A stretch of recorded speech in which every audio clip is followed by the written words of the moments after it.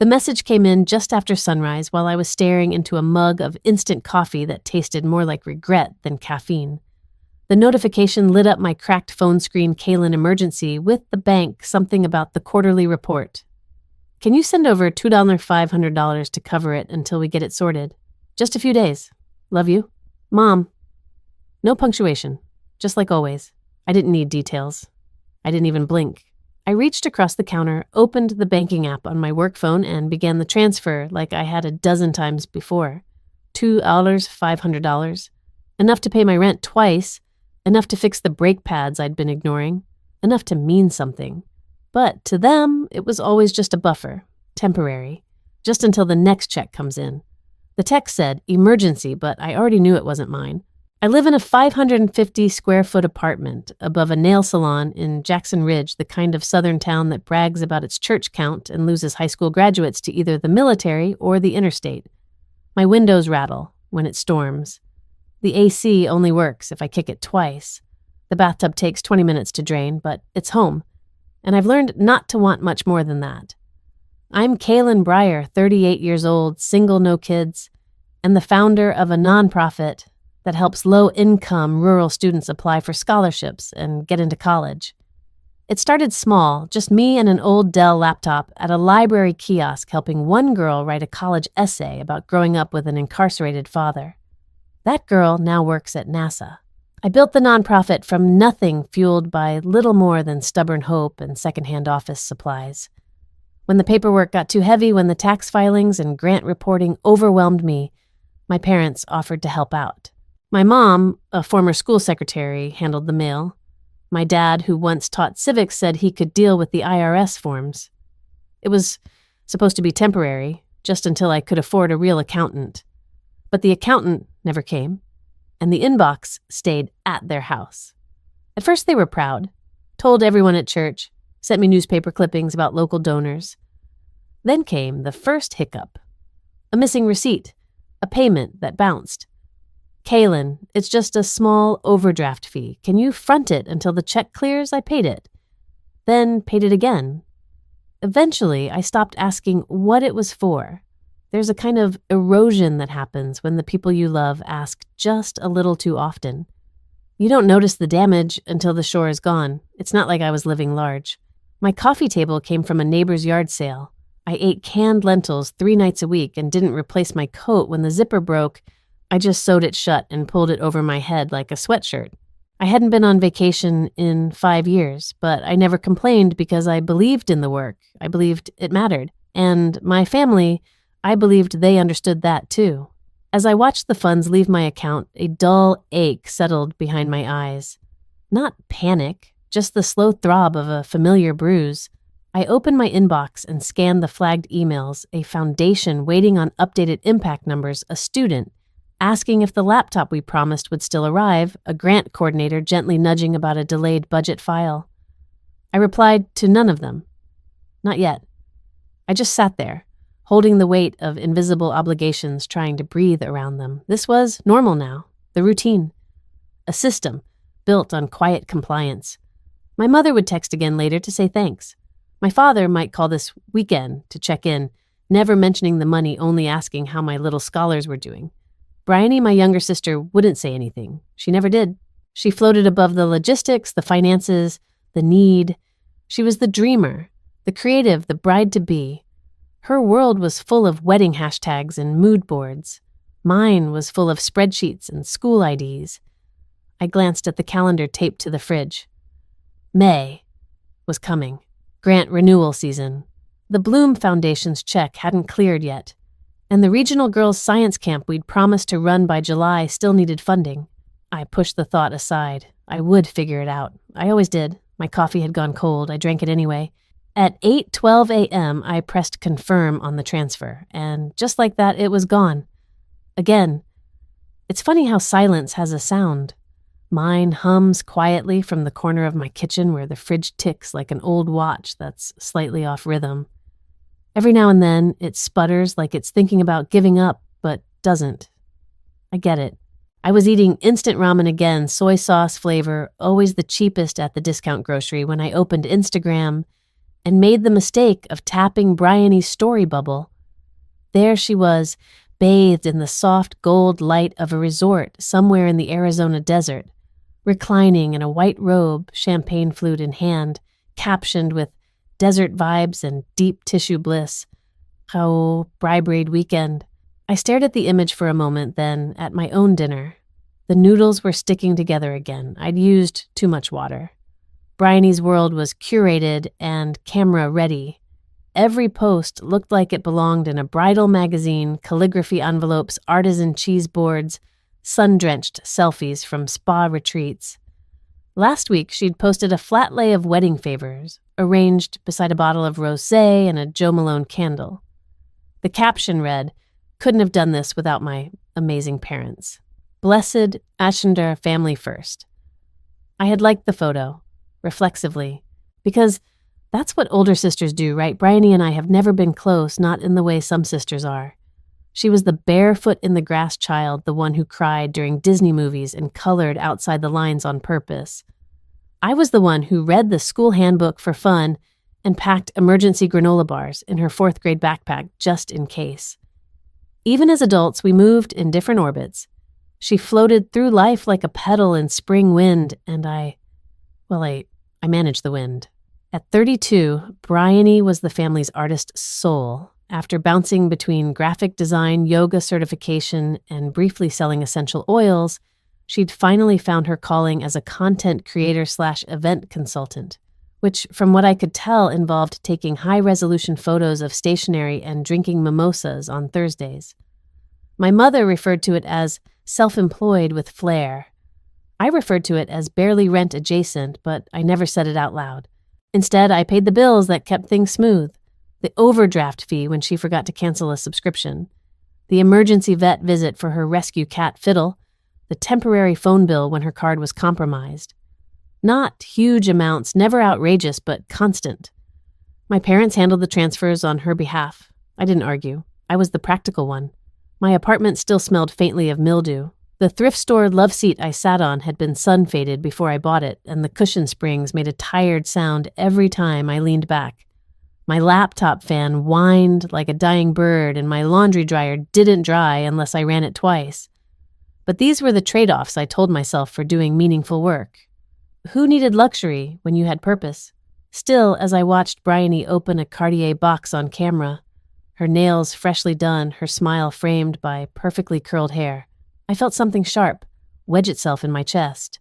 The box contained a delicate gold bracelet engraved. The camera zoomed to my forever girl, Dee. Her fiancé Damon, a man I'd met twice and who spoke mostly in golf analogies, was apparently very generous, or very well-funded. The bracelet shimmered against her wrist, elegant and subtle, and in that moment I couldn't help but wonder if the money I'd transferred that morning had somehow helped pay for it. Not directly, maybe, but in the way that supporting beams let chandeliers exist. I shook the thought away. That wasn't fair. I had no proof, and Bryony wasn't malicious, just oblivious. She lived in a world where things appeared when needed, where people offered without her asking, and where consequences rarely attached themselves to her name. Not because she was calculating, but because she didn't have to be. People caught her when she stumbled. People like me. I scrolled further. Spa weekend. Hand-stitched name tags for bridesmaids. A rented mansion for the bridal shower. Everything perfect. Everything pastel. Then I opened my email, 3 pending invoices for the nonprofit's website maintenance, a notice from a grant foundation asking about a missing follow-up report, and a message from Elise, my closest friend, co-founder, and occasional financial therapist, asking, "Hey, did you submit the Bloom Foundation documentation?" They said they didn't get the updated budget. I stared at that message for longer than I should have. The budget. The one I had asked my mom to mail 2 weeks ago.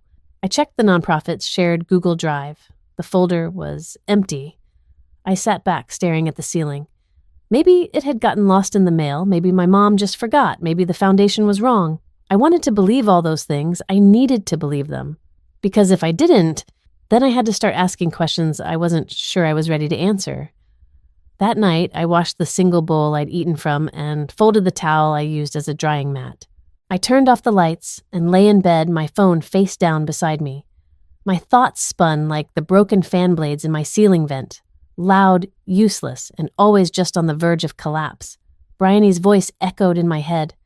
I want the wedding to feel like a fairy tale, and somehow I'd become the invisible fairy godmother, the one who paid for the magic and never got invited to the ball.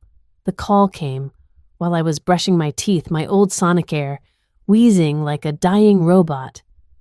I didn't recognize the number, but something made me spit early and answer anyway. Toothbrush still in hand, phone pinched between shoulder and cheek. "Hi, may I speak with Kaylin Breyer?" The voice was bright and chipper, female polished. I wiped my mouth with a towel and cleared my throat. "This is she." "Oh, great. This is Janelle from the Bloom Foundation. I just wanted to check in about your spring renewal package." I paused. "I thought it was all in. I submitted everything last month." A short, polite silence. "Well, that's what we wanted to clarify. We received the preliminary narrative and proposal draft, but the signed budget forms never came through. We sent 2 reminders last week and 1 yesterday. Since the deadline passed Friday, we've gone ahead and reallocated the funds." I stood perfectly still, the buzz of my toothbrush still faintly humming in the sink. "Wait, you didn't receive the budget and sign off?" "No, unfortunately not, and without those documents, we couldn't legally disperse funds. I'm really sorry, Kaylin, we love what you're doing. Hopefully, next cycle I cut in as gently as I could manage." I mailed those. Certified. Well, technically, my mother did. She helps me handle mailing and logistics. I could hear the edge creeping into my voice. "Are you sure?" "Absolutely," Janelle said, still cheerful, still corporate. I double-checked our intake records personally. Nothing from your team after March 12th. I murmured something polite and hung up. Then I stood in the middle of my bathroom for a full 30 seconds, staring at my reflection in the spotted mirror. My mouth was open, slightly toothpaste, half-foamed, and forgotten on my lips. The Bloom grant wasn't just another donation. It was supposed to fund the entire summer STEM camp. 50 students, 3 part-time instructors, supplies, meals, transportation, gone. I rinsed out my mouth and dried my hands, the motions mechanical. Then I went to my desk and flipped open my planner. I had the line circled March 10th. Finalize Bloom grant budget and narrative, mom mailing wed. I'd followed up with her the next day. She'd said she'd dropped it off herself. At the actual counter, she'd told me. Wanted to make sure it got stamped and everything. I called her now. It rang twice before she picked up her voice, as warm and breezy as always. "Hi, honey." "Everything okay? Did you mail the Bloom Foundation packet?" I asked. No greeting. I was too tired for soft landings. There was a pause, just a blink too long. "Of course. I told you I did remember I even paid extra for tracking. Did you keep the tracking number?" "Oh, I might have tossed it after a week. Honestly, everything's such a blur lately with Bryony's shower and the florist misprinting her name and—" "Mom," I said quietly, "they never got it." Another pause. This one wasn't polite. It was calculating. "Well," she said, shifting her tone to something airy, diplomatic, maybe they changed their process. Or it got lost in their system. You know how these big foundations are always reorganizing. Bureaucracy's a mess. But they got the narrative. That was in the same envelope. She didn't answer that. "Mom," I said again, firmer, "did you mail it?" "I told you I did. I dropped it off myself." "You said at the counter." "Well, yes, I think I did. Or maybe I put it in the drop box. Either way, I mailed it." My stomach turned. She was lying or at best sidestepping, and suddenly, things I hadn't questioned before started pressing in. The late tax filings, the missing receipts. The way she always said "we" when referring to the nonprofit's decisions, though legally she wasn't on any paperwork. "It doesn't matter." Now, she continued brightly. "What's done is done. Just focus on the next opportunity. Something always comes around." It was something she used to say when I didn't get invited to parties as a teenager. Or when Bryony broke the ceramic trophy I'd won at the science fair and blamed the cat. "Don't dwell. Just look ahead." "I have to go," I said, and hung up before she could ask why I sounded off. Back at my desk, I stared at the sticky note with my to-do list for the week finalized volunteer forms, write appeal email to lapsed donors, pick up science kits from Elisa's garage. It looked ridiculous now. I might have to cancel the entire summer camp. I might have to let down 50 students because one form didn't get sent, or got sent and got lost, or my stomach clenched got repurposed. I pulled up our banking portal, the nonprofit's general ledger. No major withdrawals lately, nothing obvious, but we'd been running lean since January. My own contributions had been keeping us afloat. I tried to breathe through the knot in my chest. My mother would never sabotage the organization. Not deliberately. Not my mother who cried at every student graduation speech and kept printed copies of every newsletter I'd ever sent. She wouldn't, but then again, she'd also told me I was being difficult when I asked to separate our mailing address. And when I mentioned hiring an actual bookkeeper, she'd looked genuinely wounded. Don't you trust us anymore, us, meaning her and Dad, meaning the family. I minimized the tab and opened my inbox. A new message from Elise was sitting there. Need to talk. Something weird popped up in the Bloom file audit. I didn't open it, not yet. Instead, I sat very still, trying to silence the growing hum of doubt in my ears. The Bloom grant was gone. The students it would have helped were now a maybe, and the woman I had trusted with every logistical thread in my organization had just pulled one loose. And now things were unraveling. The airport in my hometown still smells like carpet glue and vending machine coffee. Nothing had changed. Same 3 gates, same flickering sign for baggage claim. It was the kind of place where every TSA agent looked like someone who'd taught your cousin in high school. I stepped off the plane with a tote bag full of paperwork I probably wouldn't touch and a weight behind my ribs I couldn't shake. My father's birthday dinner had been planned for weeks long before the Bloom grant fell through, before the pit in my stomach started gnawing at me. I told myself I was flying in to celebrate him, but truthfully, I needed answers. And I needed to look someone in the eye when I asked. Bryony picked me up in a shiny white crossover with heated seats and leather interior that still had the scent of dealership polish. She was already glowing when I slid in glossed lips, oversized sunglasses, and a chunky knit sweater that probably cost more than my entire wardrobe. Her nails were perfectly shaped pale pink, glinting in the sunlight as she tossed her phone into the console and shifted into reverse. "You look like you," she said with a smile, half compliment, half confusion. "Still got the same bag," I nodded, adjusting the frayed strap. "Still does the job." "God, wait till you see the dress," she said as we pulled onto the main road. "It came yesterday." I almost cried. "It's so... I don't even have words. You'll die when you see it." I glanced over at her, unsure how to respond. I hadn't asked about the dress. In fact, I'd made a point of avoiding all wedding talk. Bryony didn't notice.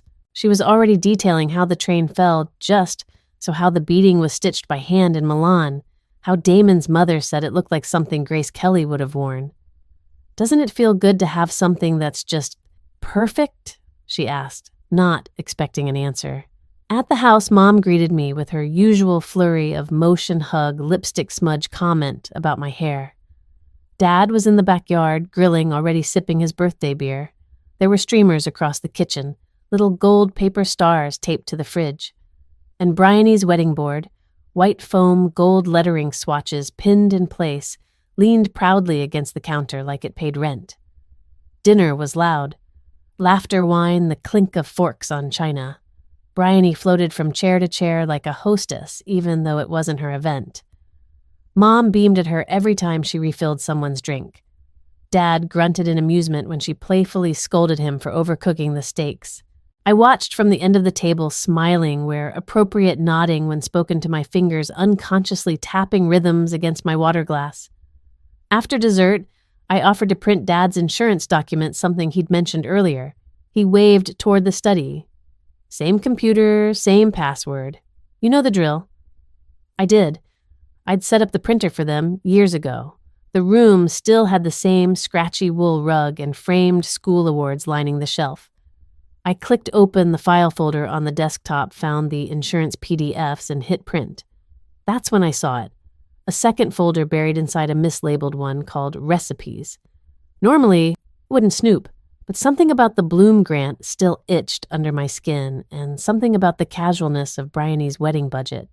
The glow, the Cartier bracelet I'd spotted on her wrist over dinner, something felt off. I opened the folder. Inside a receipt. Crisp, recent time. Stamped 3 days ago. Premier bridal. Custom gown.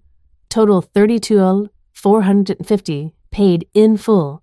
Billing source. Breyer Future Initiatives, the nonprofit. I blinked. No, I read it again. Name, Laurel Breyer. That was my mother's full name. Authorized payment code linked to our general operations account. Notes field for Miss Bryony Breyer. Private collection non-returnable. My hands went cold. I scrolled further. There were more floral deposits, linen rentals, tasting menus, all marked consulting expenses or event development, community relations. I sat very still. A printer whirred behind me. Pages dropped into the tray. I didn't reach for them. $32,000. From the fund, meant to send girls to science camp, to help them apply for college, to buy graphing calculators and chemistry kits and pay for bus rides to campus tours, for a wedding dress. I stood slowly and backed away from the screen heart drumming hard against my ribs. Through the thin walls, I could hear laughter from the kitchen. Bryony's laugh, bright and clear, followed by Mom's delighted hum. I picked up the insurance papers, forced my face into something resembling calm, and walked back into the party. Everything okay? Dad asked, already reaching for the printouts. Fine, I said. Printer still working like a charm. Bryony passed behind me just then, brushing my shoulder with hers, twirling a champagne glass. You're gonna love the dress, she said again. It's like nothing you've ever seen. I didn't answer. Because she was right. I had never seen anything like it, and now I couldn't unsee what it cost.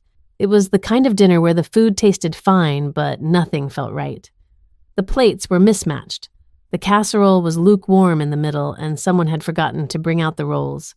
But my mother beamed like she was hosting a governor. Bryony sparkled in a sleeveless knit top that probably had its own dry cleaner, and my father kept pouring himself half glasses of wine, as if pacing his own patience. I pushed a piece of asparagus around my plate while Bryony recounted her latest wedding crisis. The calligrapher's ink had been a shade too blue for the menu cards, and she'd almost had a meltdown until Damon offered to fly in someone from Charleston. You know, she said with a theatrical sigh, I always thought nonprofits were kind of boring, but clearly they're more useful than I thought. She laughed and took a sip of wine as if the joke were harmless, a playful jab among siblings. The clink of silverware was the only sound that followed. I didn't move. I didn't breathe. I felt the heat flush up the back of my neck, an invisible bruise blooming.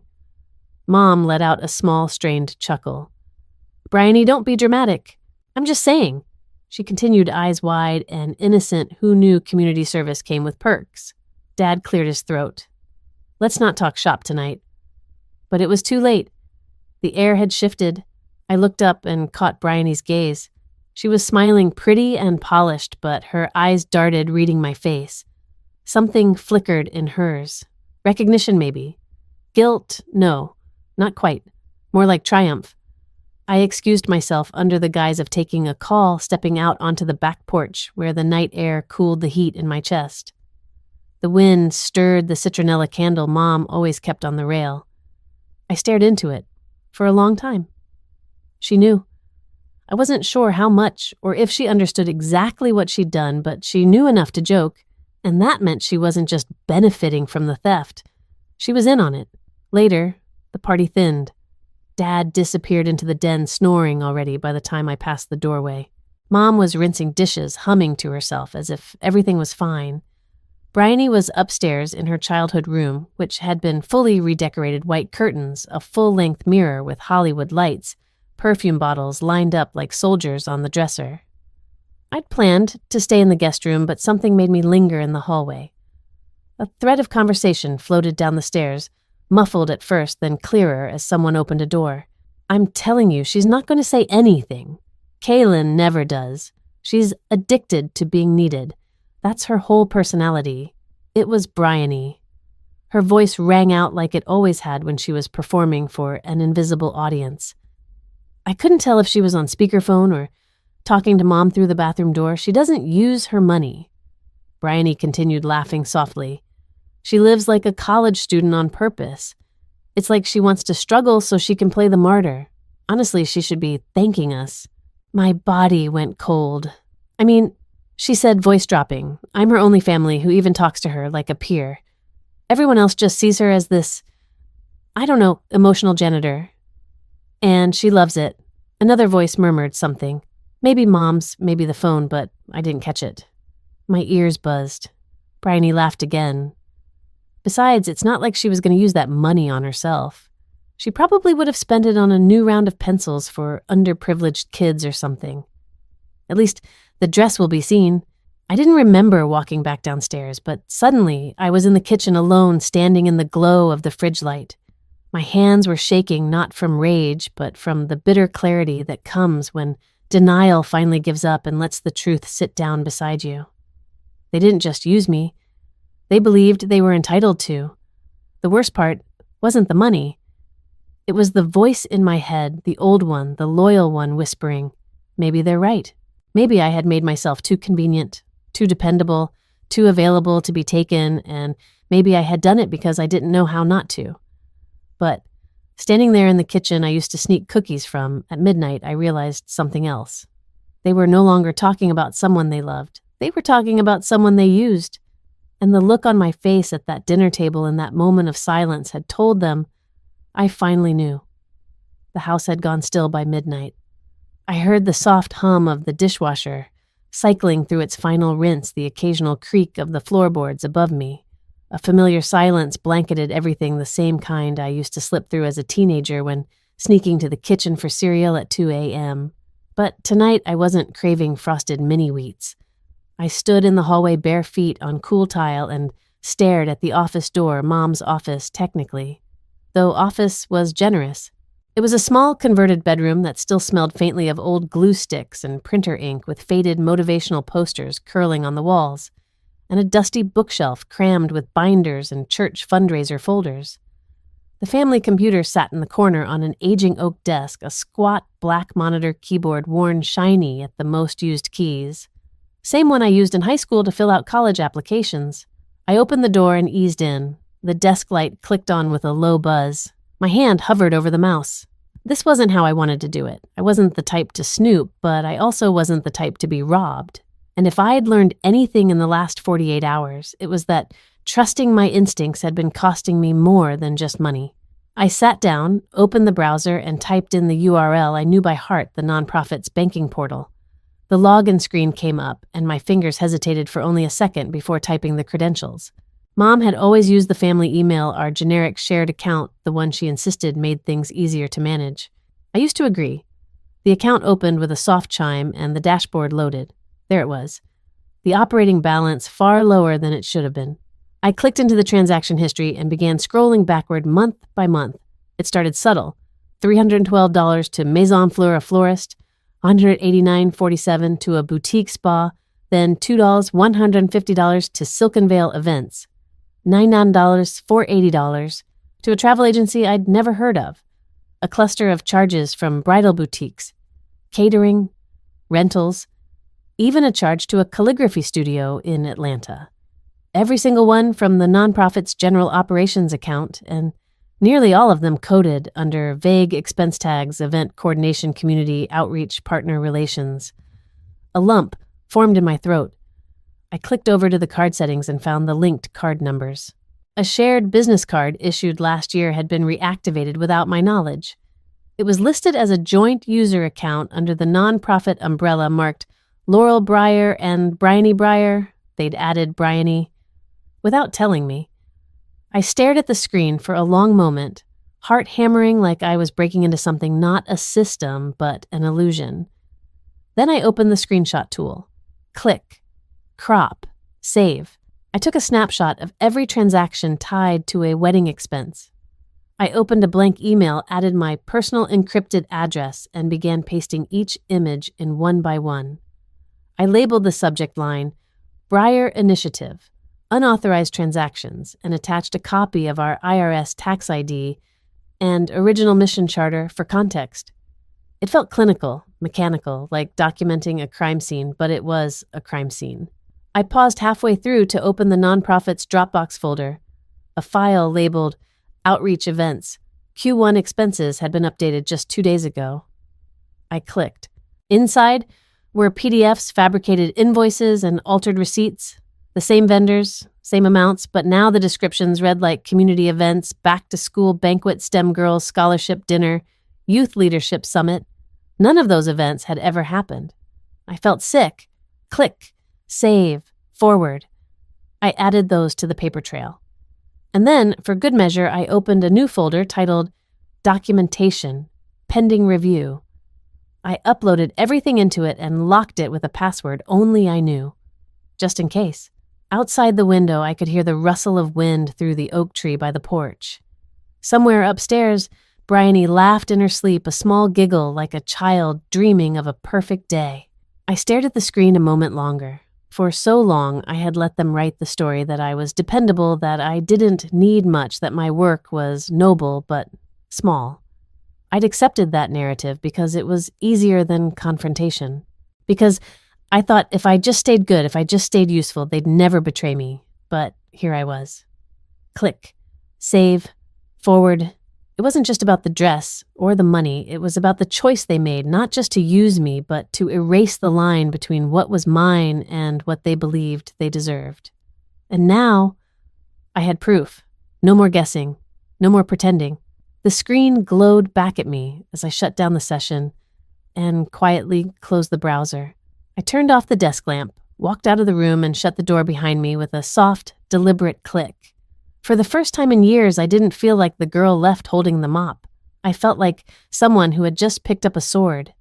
The smell of bacon greeted me before I reached the bottom step, buttery and sharp in the way it always clung to the old curtains and cabinet paint. Mom was already at the stove in her robe, humming to herself as she scraped scrambled eggs into a ceramic bowl, the kind of morning she fancied as normal. Sunlight filtered in through the lace valance over the sink, and the kitchen table had its usual checkered cloth and stack of mismatched plates. But I wasn't hungry. Dad was sitting with his paper and coffee glasses, slipping low on his nose, one socked foot tapping to a rhythm only he heard. He looked up when I entered, offered a quick smile. "You sleep okay, kiddo?" I pulled out a chair, didn't sit. My fingers rested on the back of it, steadying myself. "I have a question," I said, voice even. "You used funds earmarked for Indigenous girls' STEM camps to buy a Vera Wang dress." Mom's spatula clattered against the edge of the skillet. She turned slowly, one hand still resting on the burner dial. "Excuse me? You heard me?" I kept my voice low, firm. The receipts were in the nonprofit account, the transactions, the paper trail. A $32, $450 dress, dozens of other expenses, all coded under fabricated outreach events. I saw everything. Dad blinked, setting his mug down. "Kaylin, what are you talking about?" I turned to him. "I'm talking about the money I raised, the grants I managed, the fund I spent years protecting. I'm talking about it being used like some bottomless wedding purse." Mom crossed her arms, her robe cinching tighter. "Don't be dramatic, Kaylin. You make good money. What were you going to use it for anyway?" That sentence, that one sentence, pulled something loose in me. I stared at her like I didn't recognize her, and maybe I didn't. What I was going to use it for, I said carefully, was the 27 girls waiting on program confirmations next semester. It was going towards school visits, transportation, supplies. Remember Sierra, the Navajo student from Gallup who wants to be a pilot? You took her scholarship money for Tull. Mom's jaw clenched. It was temporary. No, I snapped it was theft and premeditated. You reactivated a shared card and added Bryony as a user. Dad looked between us, pale. "Laurel, is that true?" "She was going to pay it back," Mom hissed, suddenly defensive. "After the wedding, after the foundation got the next disbursement, you told the Bloom Foundation I missed my grant submission." "I didn't." Her voice faltered. "They changed the process." "You lied," I said.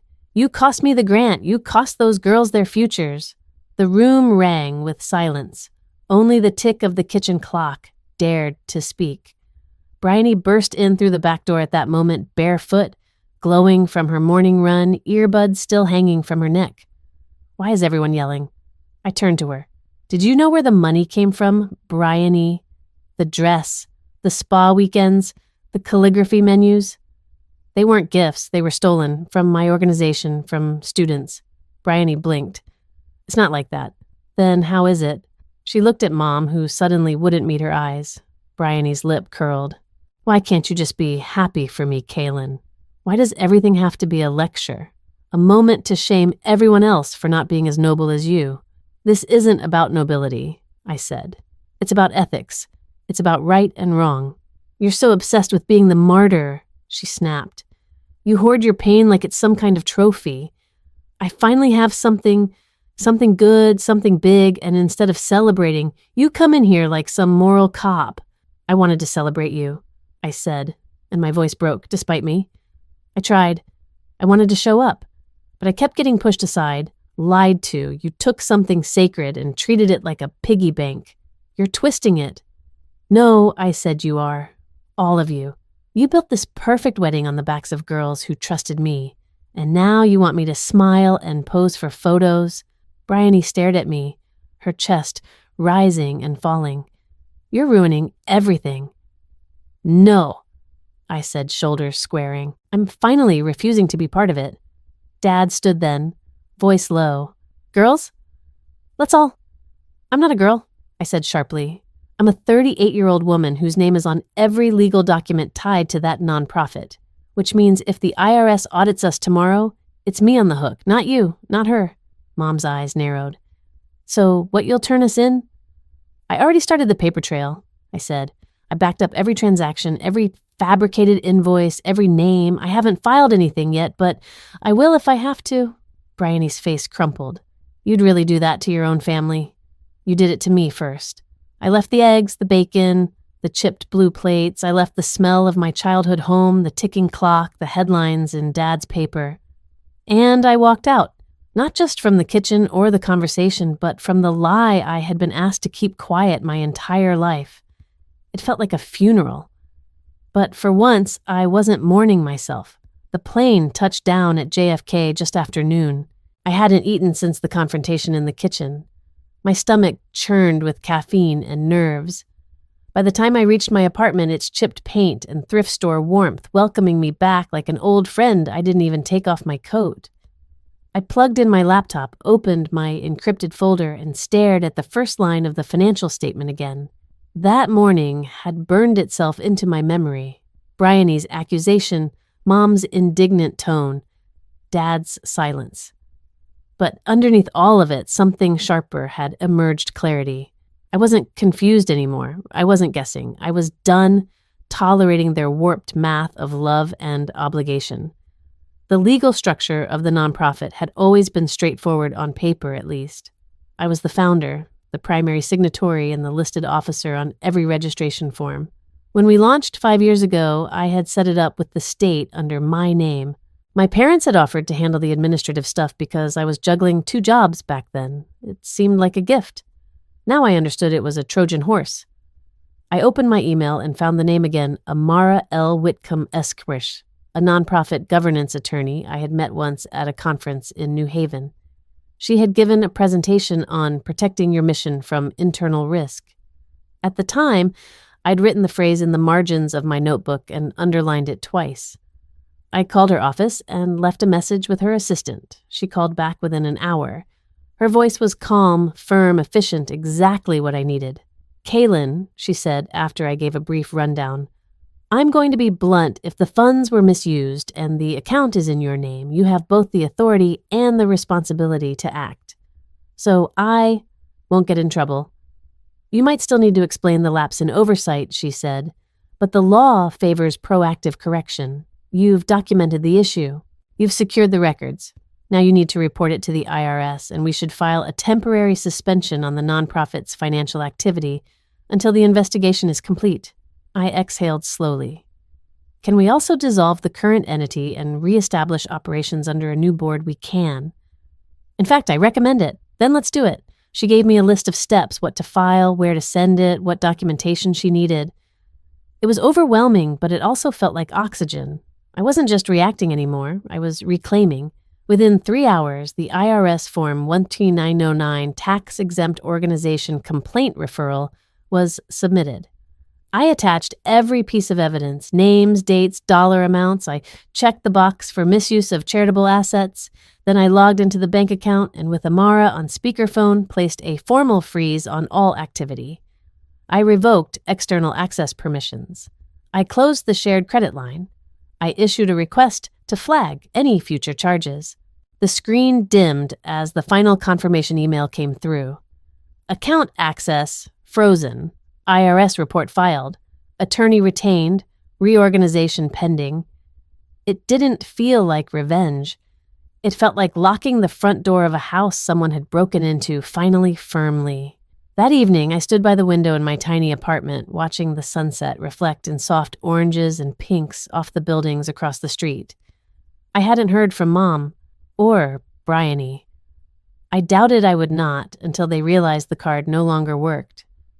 The part of me that used to worry about that, the keep the peace part, was strangely quiet now. Love, I realized, had always been the excuse. We only did it because we love you. We knew you'd understand because you love Bryony. Families do things for each other. But love isn't supposed to steal. Love isn't supposed to lie. Love doesn't assume silence. I hadn't changed. I had just stopped making myself small enough to fit their expectations. And suddenly their love couldn't find a place to land. Amara sent a follow-up email that night. She'd already begun drafting the new nonprofit registration paperwork, complete with a revised mission statement and a board I would select myself. She even offered a connection to a pro bono compliance specialist, someone who could audit the new structure to ensure no lingering liabilities followed me. I replied, "Yes, please move forward." And then, for the first time in months, I shut my laptop before midnight. I made a simple dinner, sautéed kale, lentils, and garlic toast, and lit the good candle I usually saved for guests. No one else was coming, but I was here, and I was enough. Legal didn't mean loving, but it meant I could finally stop bleeding for other people's dreams. Tomorrow, I'd start building again, but this time, the foundation would be mine. The first ripple came 3 days later. I was in the middle of reviewing student files for the upcoming scholarship cycle when my phone lit up with a string of texts from Bryony. "Bryony, did you do something?" Bryony. "The bridal sponsor just pulled out.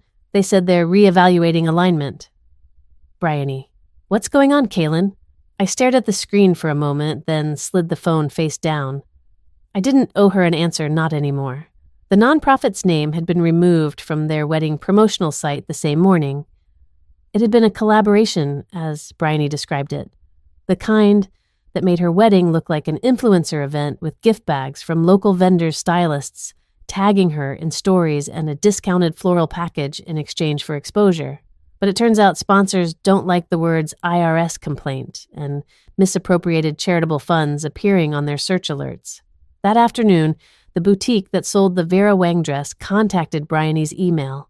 I knew because she posted a passive-aggressive Instagram story about some people ruining special moments. The story was taken down within an hour. By evening, my mother had called 4 times, my father twice. I didn't pick up. They were probably wondering how everything unraveled so fast.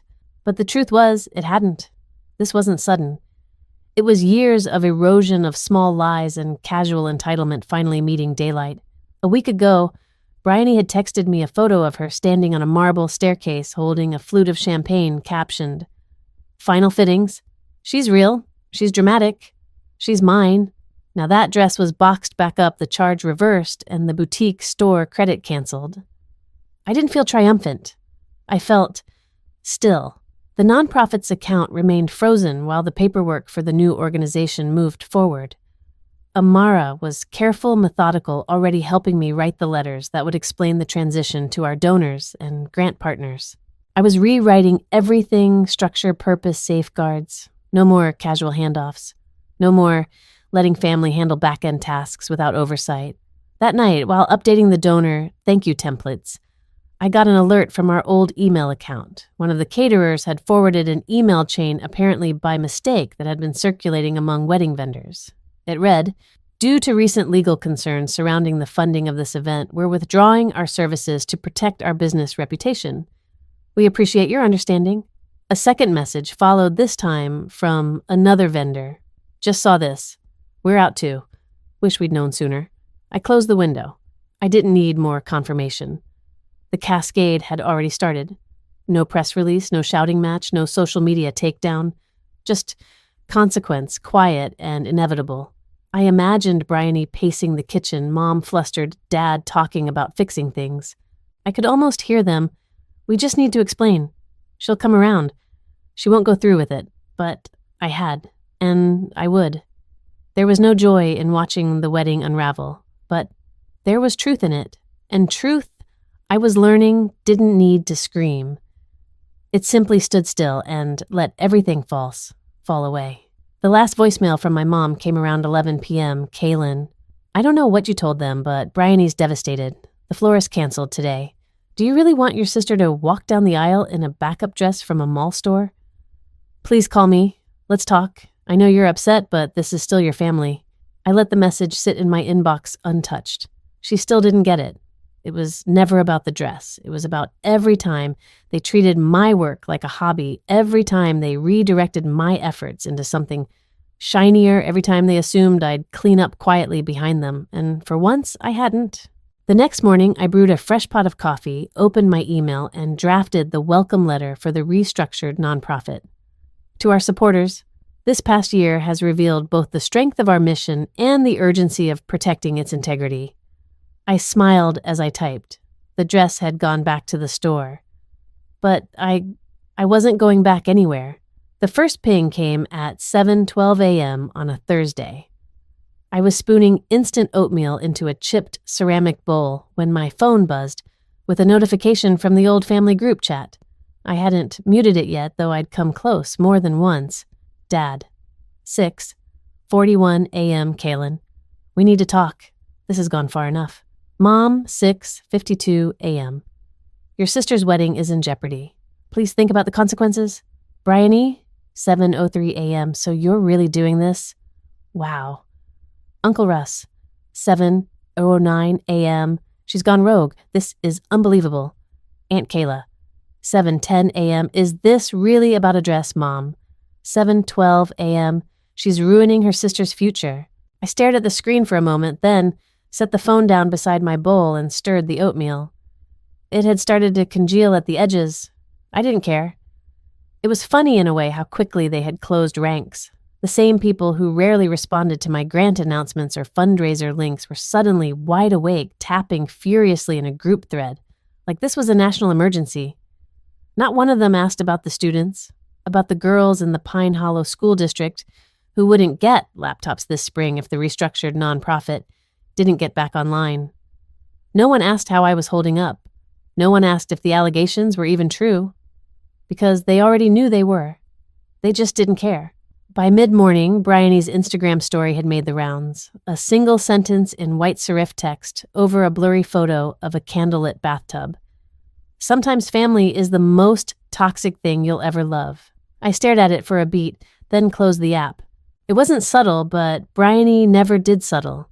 She performed grief the way she performed everything else with dramatic lighting and curated hashtags. It was followed predictably by another post, 2 hours later a repost of a quote card. Cutting off a toxic person doesn't make you cruel, it makes you free. Healing. Checked. Boundaries. Self-love. She was apparently rebranding. I didn't comment, I didn't call, I didn't need to. The thing about truth is it doesn't need followers. It doesn't go viral. It just sits there, steady and unbothered while everyone else flails around it. I returned to my desk and resumed updating the nonprofit's new donor welcome kit. The rebrand was almost complete new EIN number, fresh governance board, cleaner protocols. We'd even added a whistleblower clause just in case. Every hour I spent fixing what they tried to unravel was another stitch in something I could finally call mine. Around noon, my mother called again. I let it ring. Her voicemail tone clicked on, and I heard her voice low and urgent. Kaylin, this is not you. This isn't who you are. You've always been the calm one, the fixer. Please don't destroy everything over a misunderstanding. Bryony's heartbroken. She's humiliated. Do you really want this to be what people remember? I deleted the message. By late afternoon, I received a text from a number I didn't recognize. Unknown. Just wanted to say thank you. I was one of the summer interns at your org 2 years ago. I heard what happened. You're doing the right thing. That one I kept. It reminded me that I wasn't just walking away from dysfunction. I was walking towards something better. Bryony could keep posting stories about betrayal. My mother could craft long-winded texts about how this isn't what family does. They could cry and plead and rewrite the timeline as many times as they wanted. But the truth was already out. The money had been taken. The account had been frozen. The sponsors had walked. The dress had gone back. I hadn't said a single public word, but the consequences had spoken for me, and that I realized was the quiet power of boundaries. They don't need to be loud to be permanent. They just need to be enforced. That night, as I made tea and settled in to read through some revised bylaws, another message popped up in the family thread. Dad, 6:59 p.m. You made your point. We get it. Come home. Let's fix this.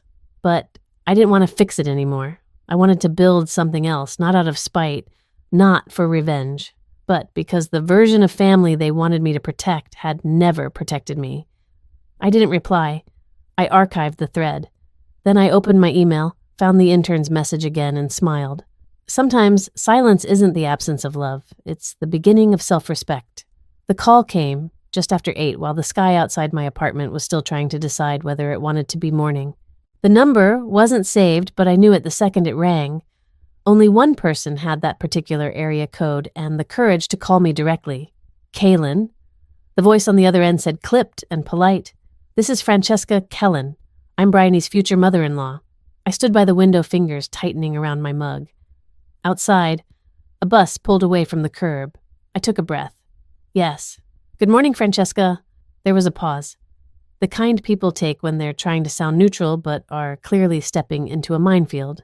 I know this is awkward, she began, but I thought maybe we could speak, woman to woman, sister to sister in a way. I didn't correct her. She's devastated, Francesca said, her voice softening just a touch. Bryony hasn't come out of her room in 2 days. Your mother says she's not eating. They're worried about her health, about the wedding. I waited. There was more. I understand there's been a disagreement about some money, but it's all gotten so public now. Vendors backing out whispers among the guests. Surely this wasn't your intention. It was a familiar strategy, calm concern, layered with guilt. The older generation did that best. I imagined her in some crisp kitchen manicured hands wrapped around a Bluetooth earpiece, speaking from a place of manners and damage control. Francesca, I said evenly, did they tell you where the money came from? The line went quiet. I heard the faint sound of a chair creaking on her end. A breath in, they said there was a misunderstanding. Something about grant paperwork, that you were under a lot of pressure and maybe misunderstood some internal family logistics. Family logistics? I repeated the words, dry on my tongue.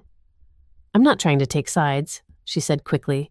I just thought with the wedding so close, perhaps there's a way to resolve this privately, without more fallout. I moved to the kitchen, setting my mug down gently.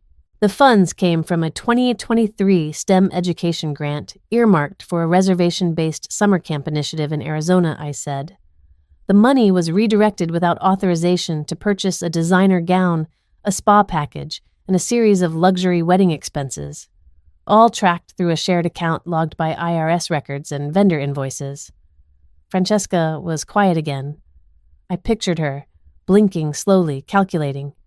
They used donation money, she asked, voice lower now. Less performative. Yes. For a dress. For a dress, I confirmed, and a catered tasting event. And 3 nights at a resort under Bryony's name. A soft exhale came through the receiver. Why would they do that?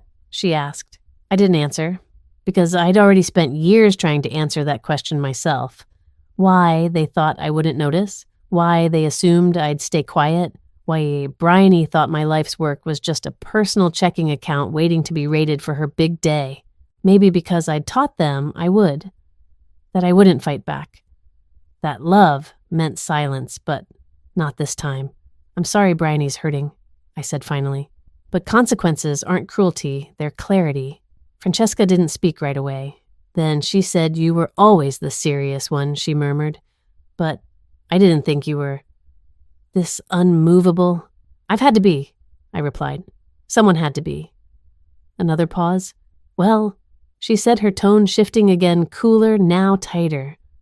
I do hope this doesn't affect the ceremony too much. People talk, and I don't think Bryony deserves that. I almost laughed. She deserves a wedding built on truth. I said, not theft. There was nothing left to say after that. She hung up politely, with a clipped, well, thank you for your time. I stood in the quiet of my apartment for a long moment, staring out at the sun rising across the rooftops. I didn't feel triumphant. I didn't feel cruel. I just felt done. Later that day, I received a short email from one of the Bloom Foundation board members. We heard what happened. Thank you for protecting the integrity of your mission. If you ever need a new sponsor, we'd love to talk. That email meant more than any apology ever could. Your sister's crying, your mom isn't eating, but for once I wasn't the one breaking. I was the one holding the line. The email came in just past midnight, time-stamped 12:03 a.m. with a subject line that read, I hope you're happy. It was long, nearly 200 words of spiraling guilt, blame, passive aggression, and that uniquely Bryony brand of self-pity wrapped in performative vulnerability. She began with a disclaimer. I wasn't going to write this, but you left me no choice, then launched into how I had embarrassed the entire family, sabotaged the happiest time of her life, and weaponized paperwork to destroy joy. She wrote about her venue pulling out about the florist refusing to fill the order after seeing the name of the nonprofit involved in an IRS alert. About how her bridal party was confused and upset. How her fiancé's aunt from Savannah had canceled her hotel reservation and left a pointed message about red flags. Then came the real dagger. You always hated that I was loved more openly. You resented how Mom and Dad protected me. Admit it, you liked watching me fall apart. I read it once, then again, not because it hurt, but because I wanted to be sure I was seeing it clearly with no flickers of old guilt clouding the edges. There it was, the same script we'd all memorized. Bryony was the center. Her hurt came first. Any pain she caused others was accidental, forgivable, forgettable, but my boundaries, my silence, my refusal to clean up after her this time, that was cruelty. That was betrayal. I left the email open for a full hour, cursor blinking at the bottom. Then I replied, Subject, I hope your happy time. 1:17 a.m. Bryony, I didn't ruin your wedding. You used money meant for Indigenous girls in STEM programs, money donated in good faith by families, teachers, and retired engineers to pay for a Vera Wang dress. You used the name of the nonprofit I built to open credit accounts, process vendor invoices, and cover personal expenses. You thought I wouldn't notice or that I'd let it slide. That's not love. That's theft. I didn't destroy anything. I just stopped hiding it. You keep saying I'm selfish. But let me ask you this. When was the last time you asked what I wanted? What I was building? What I gave up to keep the programs running when donors slowed and bills stacked up? You see a wedding unraveling. I see a classroom losing its field trip. You see photos not being taken. I see girls not getting textbooks. You see a moment stolen. I see futures dimmed. So, no, I don't regret taking action. I regret not doing it sooner. This wasn't about you. It was about all the people who never got a chance to be the center of anything. I hope one day you'll understand that. But if not, if this is where our story pauses, I'll still be okay. Because for once, I didn't choose silence. Kaylin. I hit send and stared at the screen, waiting for the usual wave of shame to rise. But it didn't come. No trembling hands. No replaying every word, wondering if I'd gone too far. Just quiet and peace. The next morning, I brewed coffee in silence. No pings from the group chat. No voicemail from my mother.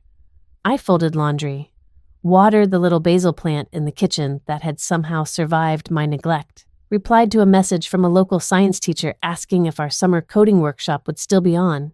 It will, I typed. With new partners and a better board. We're rebuilding. That afternoon, I stood on the fire escape and looked out at the city, full of windows and lives I'd never know.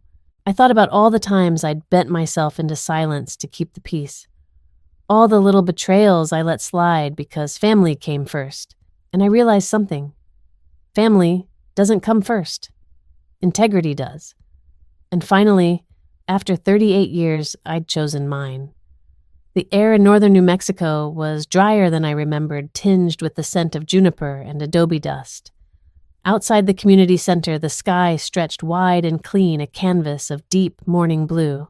The old bus had just dropped off its last round of students, and I could hear the shuffle of sneakers and chatter echoing down the hallway as girls made their way toward the classroom. Inside, the space smelled faintly of whiteboard markers and cardboard boxes that had held kits of microcontrollers wires and small chrome tools. We'd spent the past 2 days arranging the room long, folding tables pushed into a U-shaped chairs with mismatched padding printed name cards carefully laminated by a volunteer from the reservation. My laptop sat on the center table, its screen glowing with a welcome slide, Indigenous Futures STEM for Young Women Session 1. I stood by the door as the girls filed in, 13 in total, ages ranging from 10 to 15. A few had braids. One wore a NASA t-shirt that swallowed her shoulders. They looked uncertain at first, but their eyes were sharp, curious. Some clutched notebooks. One had brought her own screwdriver set in a pencil case. "Hi, I'm Kaylin," I said, smiling. "This week is about you, about asking questions, about building the kind of future nobody ever told you was yours to claim." They didn't smile right away, but I didn't need them to. I knew that look at the quiet calculation of girls who've learned to observe before they trust. We started with the basics, circuit-building logic gates. Their hands were hesitant, at first unsure if they were allowed to touch. But then one girl, Talia, asked if she could swap out a resistor and test a higher voltage. I nodded, and the dominoes started falling. By lunch, they were talking over one another. By the afternoon, someone had designed a functioning alarm system using an LED sensor and a water bottle. I sat back and watched. Not just the learning, but the becoming. And I thought, this is it. This is the wedding I needed. Not to a man, not to some idealized dream of being someone's forever, but to the life I'd fought to build, the commitment I made to my values, to the girls I used to be and the girls now sitting in front of me. I didn't wear a dress. There was no champagne, but there were wires and screens and laughter. There was purpose. A volunteer, Ina, a former graduate of the foundation, came over during the break with a tray of boxed lunches. "You good?" she asked, nudging my elbow. I nodded. "They're sharp," she said. "One of them figured out how to rewrite the Arduino code already. You might have a little genius in the group." I grinned. "Good," I said. "Let's give her tools and let her loose." Later, when the last lesson wrapped and the girls gathered their things, one lingered by the door. She didn't say much, just held out a folded piece of paper. I opened it after she left. It was a drawing, a stick figure girl standing next to a circuit board. In shaky cursive underneath it read, "Thank you for helping me feel smart." I stared at it for a long time. There had been no apology from my family, no message from Bryony. My parents had gone quiet, retreating into a kind of calculated absence.